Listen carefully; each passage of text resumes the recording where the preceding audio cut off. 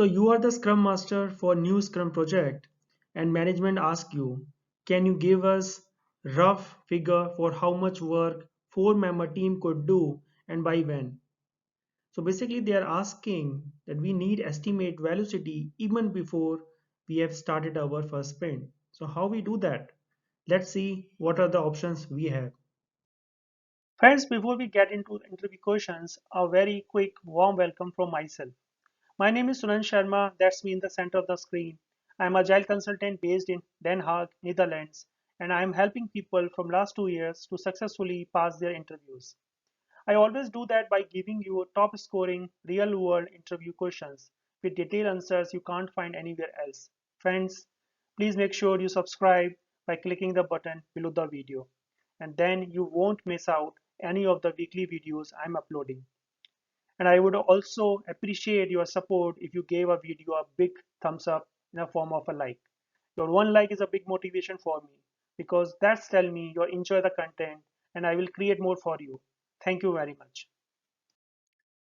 Let's check out what is velocity. So according to scrum.org, velocity is an optional but often used indication of the average amount of product backlog turned into an increment of product during a sprint by a Scrum team, tracked by the development team for use within the Scrum team. And how we calculate velocity? So normally we take average of story points which were finished in last three sprint minimum. This is how we calculate velocity. So let's move on to the next steps. So people can argue that we can use historical data to predict the velocity. But historical data work well if the team is old and if the technology is known. Or if in your organization you have a similar team from which you can take past data as a reference to start with. But what if you are the first team to start the Scrum project or earlier projects are different from yours using different technology? In that case, historical data is not of much use. So friends, it's a disclaimer from my side. Nowhere I am suggesting this method to use as a substitute with the traditional method of calculating the velocity, where we use real team data. And that method based on facts and not on guess. So we are using this method because we know that management will not wait for three sprints and they want to know upfront the team velocity. So with this method, we can provide a rough idea of what we can achieve as a team.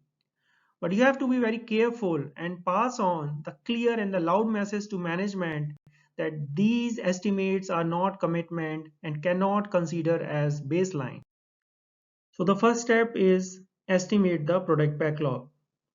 So there are many techniques for estimation: individual expert judgment, decomposition, top-down, bottom-up approach, Weidman Delphi, planning poker. So the idea is like take the one pointer reference user story, compare that story with other stories in the backlog and assign point to all user stories. So you can use any method. The only important thing is that our entire backlog should be estimated in points. And these points will be refined further during actual refinement session before start of the actual sprint.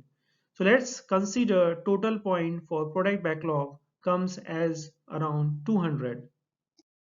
The second step is hour to point mapping. So once the product backlog is estimated in points, we need to find an hour to point mapping. So we need to identify the task for the reference story and it needs to estimate how many hours those tasks will take to complete. And we can use Fibonacci sequence for hours. That means we will have values like 1, 2, 3, 5, and 8. So anything going above 8 hours, we need to break it further. So we can use Fibonacci sequence for task estimation in terms of hours. The next step is when the hours for each task are added together, the total for the reference story, let's say, come out 10 hours. So from this, we can derive that one pointer equal to 10 hours. So friend, let me reiterate, we are using this just to build our initial estimate and we will replace this with actual real values once our project is start. The other important point is I have taken one pointer as a reference story. You can take as a two pointer reference story and definitely the hours will be different, and you can take a three pointer or like a five pointer. So it will be good idea to break it, reference stories with one pointer, two pointer. So let's say I'm using the two pointer and the total hours are 10 hours, right? So one pointer equal to 5 hours. So like this, we need to find one pointer equal to how many hours. The next step is find the team capacity. So to calculate capacity, we need to find out how many hours per sprint the team will contribute to the project. And we need to ask team members their available hours along with non-essential project tasks. So it's better to ask team best case hours and worst case hours. So our actual team capacity will fall under this particular range. You can see over here that we have calculated the team member's name, the best case and the worst case. And you can see we have added the best case that come around 120 and the worst case around 80 hours, right? And we are assuming it's a 2 week sprint, so we have divided 120 by 2, 80 by 2. So this is 60 and 40. That is kind of low and high range for me. So this is the summary so far. So we have the product backlog with 200 points. We have a one pointer story that is estimated around 10 hours. We have team capacity between 60 and 40 hours for work per sprint. So this is the slide where we are calculating our velocity. So you can see over here we have hours from our previous slide, that is 60 and 40, and then we have hours per pointer, that is 10. So the estimate velocity which is coming in the best case scenario is 6, in the worst case scenario it's 4. So friends, whenever you are using velocity, always use range. So you can say something like the estimated velocity for the project will be between 6 to 4 points per sprint. Friends, it's the end of part 1 where we calculate the velocity. In the part 2, we are trying to calculate the cost of the entire project before the project is going to start. So stay tuned for the next part. Hope you like this video. Please give a thumbs up in the form of like. Bye. Have a nice day. Friends, it's the end of part 1 where we calculate the velocity. In the part 2, we are trying to calculate the cost of the entire project before the project is going to start. So stay tuned for the next part. Hope you like this video. Please give a thumbs up in the form of like. Bye. Have a nice day. Friends, it's the end of part 1 where we calculate the velocity.